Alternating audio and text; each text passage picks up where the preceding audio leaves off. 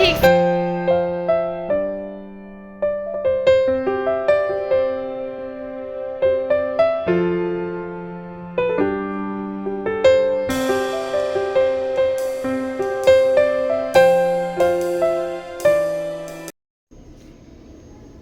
নমস্কার বন্ধুরা, কেমন আছেন সবাই?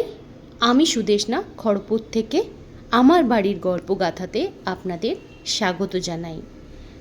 আর একদম সদ্য নতুন ভিডিওই দিচ্ছি, আর পুরনো ভিডিও দিচ্ছি না। আজকে মঙ্গলবার, তো মঙ্গলবারের যা যা কাজ সমস্ত কিছু শুরু করে দিয়েছি। আর আজকে না ঠাকুরঘরটাও পরিষ্কার করব বলে ঠিক করেছি। যা ঠাকুরঘরটার অবস্থা হয়ে আছে, তো আগে রান্নাঘরের সমস্ত কাজ করে নেব, কারণ তাতানের আছে স্কুল। আসল তাতানের না এখন পরীক্ষা চলছে, ওই ক্লাস টেস্ট পরীক্ষা চলছে, কারণ সামনেই তো ওদের 3rd সেমিস্টার পরীক্ষা, আর তাতান তো উচ্চ মাধ্যমিক দেবে। তো সেই কারণে এখন স্কুলে পরীক্ষা চলছে, এমনকি ওই ক্রিকেটের ম্যাচ এইটাও চলছে। তো আগে পুরো রান্নাঘরের সমস্ত কাজ করে নেব, তারপরে হবে বাকি সমস্ত কিছু কাজ। তো আজকে আবার নিয়ে বসে গেছি চপ মুড়ি। আর তাতান স্কুলে যাবে, তাতান ওইদিকে ঘাটছে ফোন। এটা কি আলা জি হ্যালো। তো তাতানের বাবা আর আমি খেয়ে নেবো চপ দিয়ে মুড়ি। তো আমি আগে বসে গেছি, আমার প্রচণ্ড খিদে পেয়েছে, ঘুম পাচ্ছে।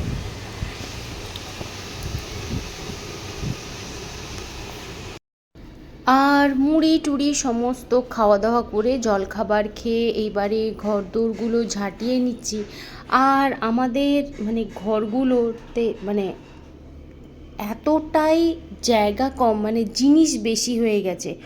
ওপরটা যতটাই ফাঁকা ফাঁকা, নিচটা ততটাই ঘিচি আর কি। জিনিস প্রচুর আছে, যেমন এই কুলার, ড্রেসিং টেবিল, খাট, মানে সব কিছুই আছে। আবার ওই টিভির যে ঘরটা, ওইটাতেও ডাইনিং টেবিল, অত বড় একটা খাট, টুল, মানে ঝাঁটানোর আর জায়গা পাওয়া যায় না। আর খাটের তলাটা এতটাই নোংরা হয়ে থাকে, যেহেতু রোডের সাইডে বাড়ি, তো এত ধুলো হয় কি বলবো। বিয়ের আগে মনে হতো, ইস আমার যদি এই রকম রোডের সাইডে বাড়ি হতো, কি মজাটাই না হতো। পুজো টুজোর সময় ঘরের থেকেই সমস্ত ঠাকুর যাওয়া সব কিছু দেখতে পারতাম। মানে এরকমই যদি আমার ঘর হতো, কি মজাটাই না হতো। এখন বুঝতে পারি যে মজাটা কেমন। একটা মোটর সাইকেল গেলেও এত ধুলো হয়ে যায় যে মানে বলার নয়। সব সময়তে ঘর পরিষ্কার করলেও মনে হয় যেন সারাক্ষণ ধুলো আর ধুলো। এখন মনে হয় না, বাপের বাড়িটা যেখানে আছে ওইটাই মনে হয় ভালো আছে, ওইটাই সুন্দর। মানে এই জিনিসটাই আর কি, মানুষ যখন যেটা পেয়ে যায় তখন আর সেটার কদর থাকে না আর কি। তখন মনে হয় না, আগের ওইটাই খুব ভালো ছিল, ওইটাই সুন্দর ছিল।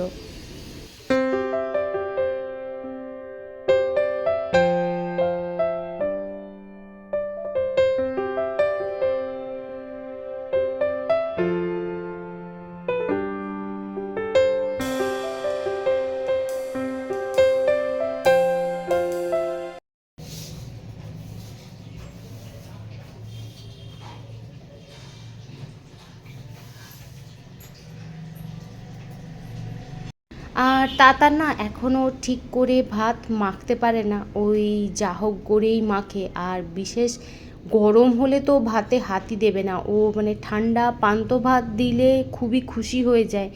একটু যদি ভাত গরম হয়, ওর সঙ্গে সঙ্গে রাগ হয়ে যায় যে হ্যাঁ এত গরম ভাত দিয়ে দিয়েছো, ভালো করে ঠান্ডা করে দাও। তো এই স্বভাবটা ওর বাবারও আছে, মানে একদম গরম জিনিস একদম খেতে পারে না। গরম জিনিস দিলেই ওদের মানে দুজনেরই বাপ বেটার মাথা খুব গরম হয়ে যায়। আর সত্যি ভাতটাও প্রচণ্ড গরম, মানে আমি নিজেই হাত দিতে পারছি না, এতটাই আর ইশারায় দেখুন এদিকে দেখিয়ে দিচ্ছে যে আমাকে আজকে ভাতটা একটু খাইয়ে দাও না। আর আমি বলছি যে দেখ ক্যামেরা চলছে, ক্যামেরার মধ্যে তোকে খাইয়ে দেবো, তো আবার লোকে কিন্তু বলবে এ মা এত বড় ছেলেকে খাইয়ে দিতে হয়। তো বলছে হ্যাঁ হ্যাঁ আমার কোনো অসুবিধে নেই, কে কী বললো না বললো আমার জানার কিছু নেই, আমাকে খাইয়েই দাও। তো ওই আর কি মন রাখার জন্যে দুটো গাল খাইয়ে দিয়েছিলাম, দিয়েও নিজেই বলছে জানি তুমি ক্যামেরা দেখে খাইয়ে দিচ্ছ, আবার এক্ষুনি ক্যামেরাটা বন্ধ করে দেবে, আমাকে নিজেকেই খেতে হবে। তো আমি ওই মন রাখার জন্যে ওকে দুটো গাল ভাত খাইয়ে দিয়ে তারপরে বললাম না বাবা তুমি নিজেই খেয়ে নাও, কারণ আমার তো আরও কাজ আছে, আমি যদি দাঁড়িয়ে খাওয়াই সেই কাজগুলো তো হবে না, আবার পার্লারও খুলতে হবে আমাকে। তো ওই মন রক্ষার খাতিরে দুগাল খাইয়ে দিয়ে তারপরে তাতার নিজেই হাতেই নিজের ভাতটা খেয়ে নিয়েছিল।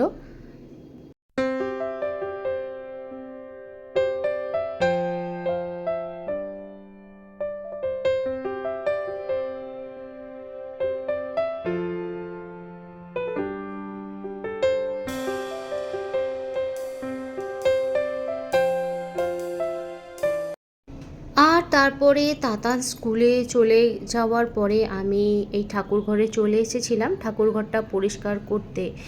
আর অবস্থাটাও দেখাবো যে ইঁদুরে কি অবস্থা করেছে, মানে সিমেন্টও খুঁড়ে খুঁড়ে না খেয়ে নিয়েছে এই রকম। আর ওই লক্ষ্মীর ওই ঘটের সামনে মানে ধান রাখা থাকে সেগুলোরও কি অবস্থা করেছে শুধু আপনাদেরকে আমি দেখাবো।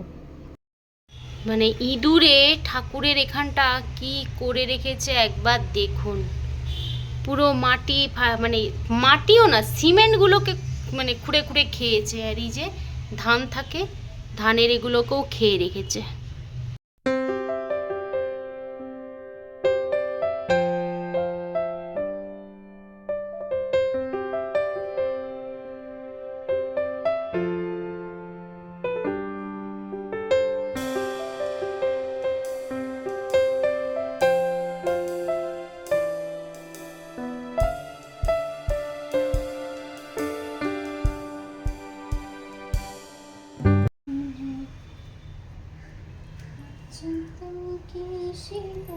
কৃষ্ণ দামোদরম রাম নারায়ণ জানকী রাম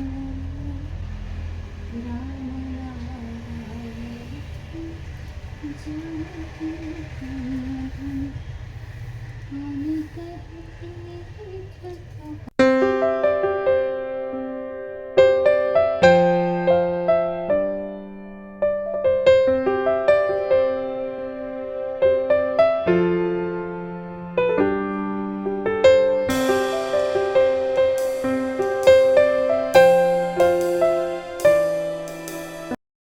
আর এই ঠাকুর পরিষ্কার করতে করতে এসে গেছিলো আবার একটা ফোন পার্লারের জন্যে।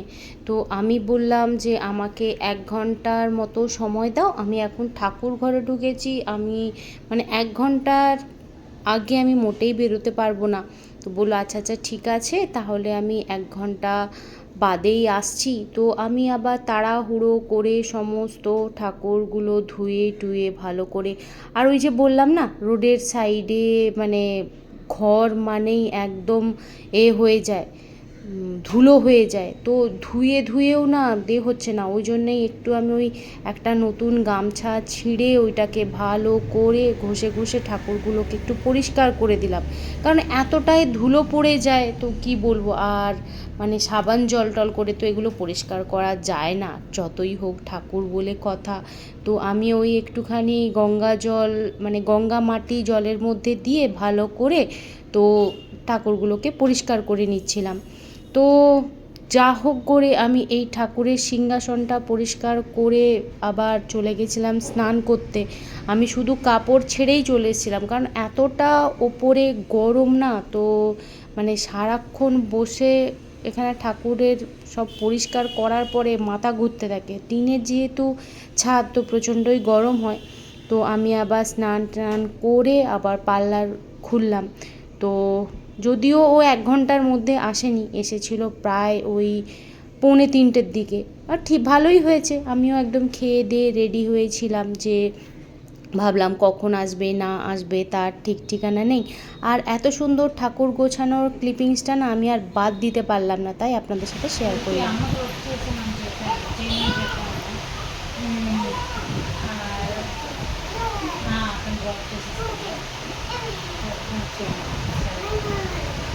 ओके ठीक से पोंछना, ठीक है?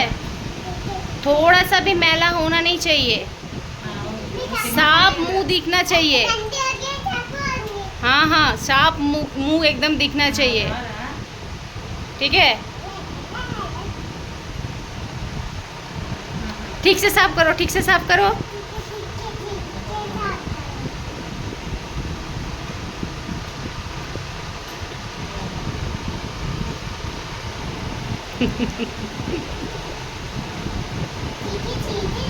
हाँ, ठीक से साफ करो। আর এই বাচ্চাটা যখনই আমার পার্লারে আসে তখন মানে এই নয় কাঁচ মুছবে, নয় মাটির মধ্যে জল দিয়ে মাটিটা মুছতে থাকে, মানে কিছু না কিছু একটা করতেই থাকে। আর আমাকে প্রচণ্ড পছন্দ করে। মামনি বুয়ার পার্লারে আমাকে যেতেই হবে, আমার চুল কাটো, এই আমাকে একবার মামনি বুয়ার পার্লারে নিয়ে চলো, মানে ওর মাকে না পাগল করে দেয় আমার পার্লারে আসার জন্যে।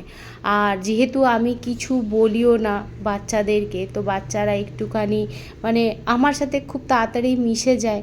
আর দেখুন কী যে আনন্দ পাচ্ছে এই স্প্রে বটলটা নিয়ে, কি বলবো। ওর মানে এসেই আগে এই স্প্রে বটলের ওপরেই নজর থাকে, ওইটা আগে খুঁজে নেবে কোথায় আছে, আর একটা ওকে এরকম তোয়ালে দিয়ে দিতে হবে, ব্যাস। আর ওর কিচ্ছু দরকার নেই, ও সারাক্ষণ এই আয়নাটা মুছতে থাকবে বা আমার যে ডোরটা আছে ডোরটা মুছতে থাকবে, মানে খুব মজা করতে থাকে। তো আজকে আমার এক আত্মীয় এসেছিল, তো সেই আত্মীয়টাকে দেখাই। এটা একটু দূরের কিন্তু অনেকটাই কাছে। এই হচ্ছে সেই আত্মীয়। আবার ছোট বৌদি দেখলে বলবে হ্যাঁ অনেকক্ষণ ধরে ভনিতা করিস তুই বড্ড। তো দেখাই আত্মীয়টাকে। এই হচ্ছে আত্মীয়, এই হচ্ছে আমার ছোট বৌদির বৌদি, মানে আমারও বৌদি। আর এইটা হচ্ছে ছোট বৌদির বৌদির বান্ধবী, মানে আমি কি বলবো, দিদি বলবো? দিদি বলো। এই এসছে আমার সাথে দেখা করতে এসেছিল। এইটা হচ্ছে রায়বাগিনী, ননদ এক রায়বাগিনী, তার থেকে বড় রায়বাগিনী। কিন্তু আমি ভালো, আমার নামটা কিন্তু খারাপ হয়ে যাচ্ছে, তোমরা সবাই মিলে আমার নামটা খারাপ করে দাও। তো ছোট বৌদি দেখো তোমার সাথে দেখা করতে আসেনি, দেখো আমার সাথে দেখা করতে চলে দেখ কত পিরিত, দেখেছো কত ভালোবাসা। তোমার নিয়ে যা নিন্দেটা করলাম না, মিঠি রে, আমরা দুই মোটি মিলে তোমার সুটকির খুব নিন্দে করলাম। মিঠি সব শুনে নিয়েছিস, বুঝে নিয়েছিস, টাটা। এই এখন বিকেল 6টার মতো বাজে, তো পার্লারে শেষ করে আবার ঠাকুর ঘরের কাজ শুরু করলাম। এই যে বাসন কোসনগুলো তো তখন মাজা হয়নি, তো যেহেতু পুজো দেওয়া ছিল তো বাসন কোসনগুলো মাজার অত তাড়া পড়েনি, আমি একদম রেখে দিয়ে চলে এসেছিলাম। ভেবেছিলাম পার্লারের কাজ শেষ করে তারপরেই একদম বাসন কোসন নিয়ে বসবো ভালো করে মাজতে, কারণ এই ঠাকুরের বাসনগুলো না তাড়াহুড়োতে পরিষ্কারভাবে মাজা যায় না। তো সেই জন্যে ওই পিতাম্বরী দিয়ে ঘষে ঘষে বাসনগুলো একদম মেজে চকচকে করে দিয়েছি। প্রথমে করলাম পার্লারে মুখ ঘষে চকচকে পরিষ্কার, এখন করছি বাসন ঘষে চকচকে পরিষ্কার। মানে আমার এই ঘষাটাই মনে হয় কাজ হয়ে গেছে, নয় লোকের মুখ ঘষো আর না হলে বাসন ঘষো।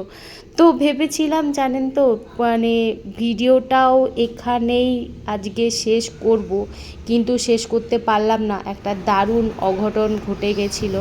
এই দেখুন তাতানের বাবা ছেলে খেলে আসতে কি পিচুটি পরিষ্কার করছে চোখের নাকি? দেখো না ছেলের চোখটা। আরে ছেলে আমার হিরো, ওরম খেলতে গিয়ে টুকটাক লাগে, ওগুলো নিয়ে অত টেনশন নিলে হয়? কানা ছেলের নাম লোকে পদ্মলোচন লিখে দেয়। তোমার আর কি, কিছুক্ষণ বাদেই এবার কি করবো, আমার বুকটা ধরপড় তো করছে। আমার বুকটা ধরপড় করছে, তুমি ধপ করে শুয়ে পড়ো। ওই জন্যই তো বলছি আমার আর বেঁচে থেকে লাভ নেই। তাহলে আমাদের সেবা কে করবে? হ্যাঁ, তুমি আমার স্ত্রী হয়েছো, তাতানের মা হয়েছো, আমাদের সেবাটা তাহলে কাল কে থেকে খাইতে যাবি না। ব্যাস হয়ে গেল। আর নয় ঘরে বসে থাক, পরীক্ষা পড়তে বস, আর কিচ্ছু খেলতে ফেলতে যেতে হবে না। তাতান এই কদিন আগে তুই পাটা মুচকে আসলি, লজ্জা শরম বলে কিচ্ছু নেই।